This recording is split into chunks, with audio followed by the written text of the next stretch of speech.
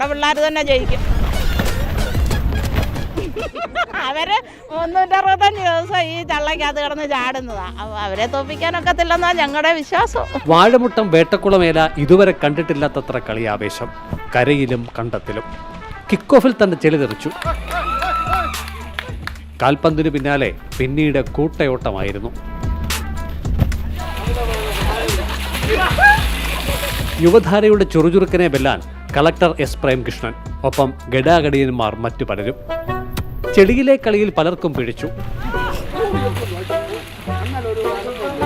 കളക്ടർക്കും അടിതെറ്റി.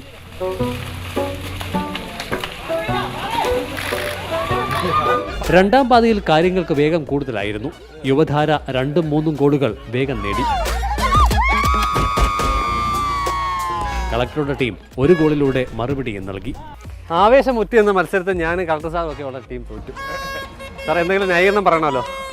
ന്യായീകരണം എന്ന് പറഞ്ഞു കഴിഞ്ഞാൽ കുറച്ച് കള്ളക്കളി ഉണ്ടായിരുന്നു തോന്നുന്നു. നമുക്ക് ചില ഗോളുകൾ സമ്മതിക്കാൻ പറ്റില്ല, എന്നാലും പിന്നെ പോട്ടെ എന്ന് വെച്ചാൽ ഞങ്ങൾ ലഹരിക്കെതിരെ ഫുട്ബോൾ ലഹരി എന്നുള്ള ഒരു ഇതുമായിട്ടാണ് ഇവിടെ മത്സരം ആരംഭിച്ചത്. ഇത് വളരെ സന്തോഷകരവും ഞങ്ങൾക്ക് വളരെ അഭിമാനവും തോന്നുന്നു.